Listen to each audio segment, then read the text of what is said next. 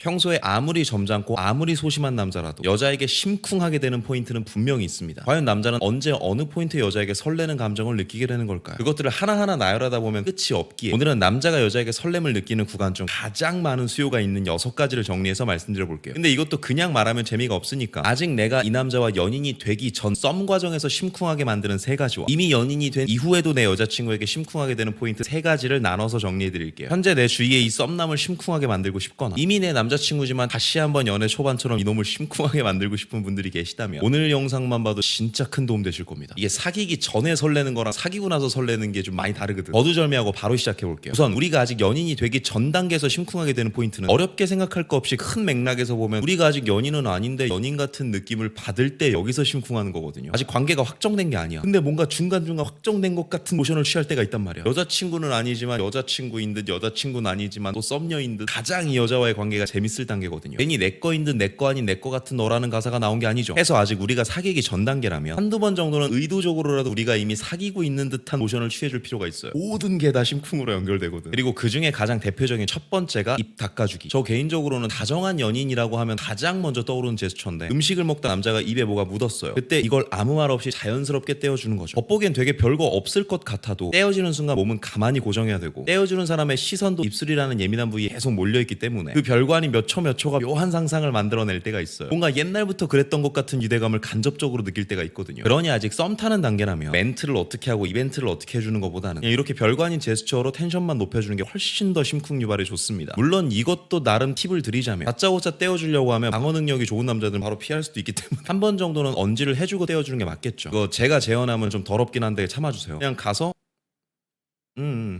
죄송합니다. 아무튼 이렇게 가면 돼요. 이어서 두 번째, 손 잡아주기. 제가 생각하는 남녀 간의 스킨십 중에 가장 위험 부담이 없으면서 가장 가성비는 높은 스킨십이라고 생각하는 게 아무렇지도 않게 길거리를 걷고 있을 때, 야심한 저녁 걷다 보니 산책 같은 느낌을 풍기고 있을 때, 그때 그냥 하던 얘기 계속하면서 아무렇지도 않게 내가 먼저 손을 잡아주는 거죠. 여자 쪽에서 뭔가 스킨십을 해주는 거긴 한데 이 스킨십은 분명히 제일 약한 스킨십인데 어쨌든 스킨십의 시작은 시작이거든요. 이제부터 남자는 그 잡고 있는 손을 넘어서 계속 다음 단계를 생각하게 돼요. 예고도 없이 갑자기 훅 들어오는 스킨십이 뭔가 당돌해 보이기도 하고 애시시거리면서 내 손을 잡고 따라오고 있는 여자가 너무 귀여워 보이기도 하고요. 그러니 나는 연애 전에 스킨십은 싫어하는 분들이라도 내가 꼬시고 싶은 남자라면 용기 내서 손 정도 먼저 잡아주세요. 뭐 악수를 오래 한다고 생각하면 되잖아. 그림도 예뻐지고 나는 당돌한 컨셉도 잡으면서 남자는 상상의 나래를 펼치고 상상의 나래가 한번 펼쳐지면 계속 생각나게 되고 손 먼저 잡아주는 건 오히려 일석삼조입니다. 썸 단계에서만 먹히는 치트키기도 하고요. 그리고 난 손을 잡는 것에서 더 용기가 나는 분들은 그 이상도 상관없긴 한데 수위 조절은 알아서 너무 깊게 들어가면은 나중에 내가 조급해질 수도 있으니까요. 에이 무슨 손 한 번 잡았다고 거기까지 가요. 30년 전부터 지금까지 전통적으로 내려오는 남자들의 잠자리 멘트 대표적인 게 뭔지 알아요? 에이 손만 잡고 잘게. 그러니까 알아서 조심하라고. 아 손 잡다 그렇게 되는 거야. 이어서 세 번째, 반존대. 호칭을 너무 누구누구 씨, 누구누구님 이렇게 딱딱하게 가면 관계 진전에 도움이 안 됩니다. 가뜩이나 도움도 안 되는데 여기서 남자 여자 다 소심한 성격이라면 이건 오히려 벽이 돼요. 그래서 저도 늘 얘기하는 게 사귈 거면 일단 말부터 편하게 하라고 해요. 그런데 물론 두 사람이 충분히 친한 상태라면 자연스럽게 말도 편하게 되겠지만 아직 그렇지 못한 단계에서는 말을 놓는 게 좀 애매하죠. 해서 이럴 때도 내 거인 듯 내 거 아닌 내 거 같은 너가 주는 이 애매함을 층에서도 한번 인용해 보는 거예요. 완전히 편하게 말을 놓는 건 아닌데 그렇다고 불편하고 딱딱하게만 얘기하는 것도 아닌 반만 존대하는 거죠. 싸가지 없게 말을 확 놔버린다거나 누구야 이러지 않는 이상은 특정 상황에서 말이 조금씩 놔지는 건 남자 입장에서 봐도 귀여워요. 남자가 유독 나를 놀리는 것 같다면 어깨라도 한 대 때리면서 하지마 내가 언제 너가 오라고 했잖아요. 나름의 동생 모드도 잡아주면서 타격감 좋은 여자라는 것도 어필해주는 거죠. 뭔가 더 괴롭혀주고 싶을 때가 있거든요. 여자분들은 이해 못하겠지만 남자들은 그게 사랑입니다.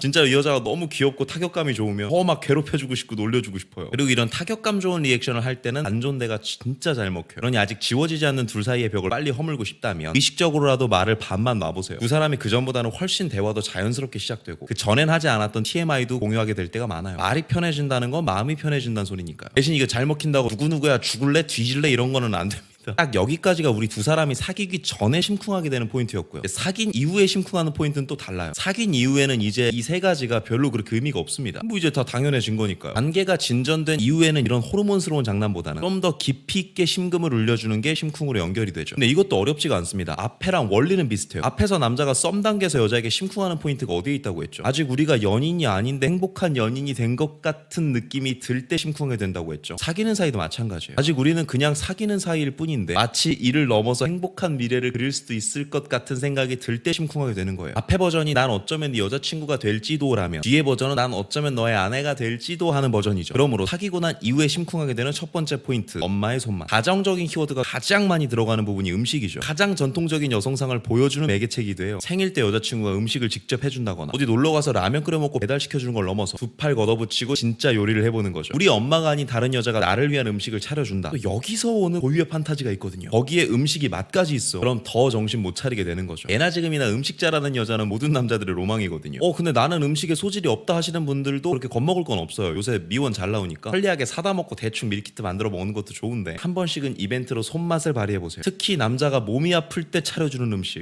이거 감동입니다. 이어서 두 번째, 부모님이 좋아해줄 때. 이 사람과 오래 만나고 싶으면 이 사람과의 관계만 신경 쓸 게 아니라 이 사람의 친구나 지인들에게 하나씩 고리를 걸어서 관계를 넓혀가는 것도 남녀관계에 시너지를 줄 때가 많거든요. 근데 그중에 가장 큰 임팩트를 주는 사람들이 바로 이 부모님입니다. 특히 남자들은 애교스럽고 살갑게 하는 아들보다는 나이가 들수록 엄마 아빠한테 좀 무뚝뚝해지는 경향이 있어서 이 부분을 내 여자친구가 채워준다면, 그리고 여기가 중요해요. 채워진 그 부분을 우리 엄마 아빠가 좋아한다면 설령 결혼에 대한 생각이 없는 남자라도 이 여자와의 관계는 보다 멀리 보게 될 때가 많습니다. 나만 행복한 게 아니라 이제 모두가 행복해지는 관계가 돼가는 거거든요. 그렇다고 막 불려심한 어머님한테 어머니 막 이럴 필요는 없지만 남자친구가 부모님이랑 통화할 때 옆에서 인사를 해주는 것도 좋고요. 자신이 있다면 바꿔서 인사드려보는 것도 좋아요. 자, 겪어보니까 어른들은 이 별게 없어요. 안부만 물어줘도 그렇게 좋아하셔. 그래서 예전에 동치미였나 어떤 여자 배우분 나오셔서 그 얘기 하더라고요. 전화만 잘해줘도 며느리가 너무 예쁘다고. 그리고 그렇게 인사드리다 나중에 좀 더 부모님들과 친해지면 특별한 날 영양제 같은 작은 선물을 주는 것도 매우 큰 도움이 됩니다. 부모님들 입장에선 싹싹하고 센스도 있고 성격도 좋고 이 아이를 우리 아들이 오래 만났으면 좋겠거든요. 그럼 결혼 정년기 되면 이제 슬슬 아들을 쪼는 경우도 있고요. 너 걔랑 결혼 안 하니? 언제까지 기다리게 할 거야? 그러다 어느 날 나와 부모님 입에서 장난으로라도 며느라가 시아버님 하면서 놀게 되면 게임이 생각보다 수월해지죠. 세상 어떤 아들도 우리 엄마한테 잘해준 여자를 미워할 수는 없습니다. 이어서 세 번째, 노는 시간을 지원해줄 때. 이건 센스의 영역이죠. 친구들을 만나 술을 마시고 게임을 하고 이렇게 노는 시간은 남자에게 충전의 시간이죠. 물론 여자와 데이트를 하는 것도 충전이지만 친구와 재미있을 때 느낌이 다르고 연인과 함께 있을 때 느낌이 다르듯 남자가 친구들과 노는 건 또 다른 의미의 충전이고 또 다른 의미의 행복입니다. 이걸 인정만 해줘도 정말 1%가 돼요. 그리고 여자 입장에서 남자가 이런 충전의 시간을 갖는 것을 이해해주는 걸 넘어 거의 지원해준다면 말은 안 해도 이 사람이 내 행복에 동조하는 것 같은 느낌을 받을 때가 있거든요. 지원해준다는 건 그냥 이해해주고 내버려 두는 게 아니라 더 놀고 더 충전할 수 있도록 도와주는 거죠. 남자가 간만에 친구들과 술을 마시러 갔다면 이땐 내가 먼저 선수 쳐서 빠져주는 거예요. 친구들하고 있을 땐 친구들한테 집중해야지. 나도 오랜만에 만났는데 계속 남자친구랑 연락하는 애 보면 꼴 보기 싫더라. 오늘은 나 신경 쓰지 말고 실컷 놀다가 집에 도착하면 카톡 남겨줘. 난 먼저 잘게. 친구들과 있는 자리에서 이렇게 얘기해주면 이게 센스도 센스인데 그걸 넘어서 이 여자가 나를 엄청 신뢰하는 것 같은 느낌을 받을 때가 있거든요. 물론 이제 그 자리에 신경 쓰이는 여자가 있거나 평소에 좀 끼가 많은 남자라면 이렇게 하면 안 됩니다. 근데 그게 아닌 평범한 남자들이라면 여자친구가 이렇게만 카톡해줘도 그 자리에서 친구들한테 다 자랑해요. 왜냐? 이거는 보통 믿지 않으면 이렇게 해줄 수가 없거든. 그리고 대부분의 남자들이 이 믿음을 얻기 위해서 굉장히 많이 노력을 하거든. 근데 이 믿음을 나에게 그냥 일단 주는 거야. 나를 사랑하니까. 이건 못 참지. 남자 새끼들 무리에서 이거보다 더 큰 자랑 없습니다. 그리고 어쩌다 그 친구들과 같이 합석하는 자리라도 생기면 1차 정도는 재밌게 놀고 2차 3차 갈 때는 따라가지 않는 거죠. 이제 난 이쯤에서 빠질 테니까 남자들끼리 재밌게 놀아.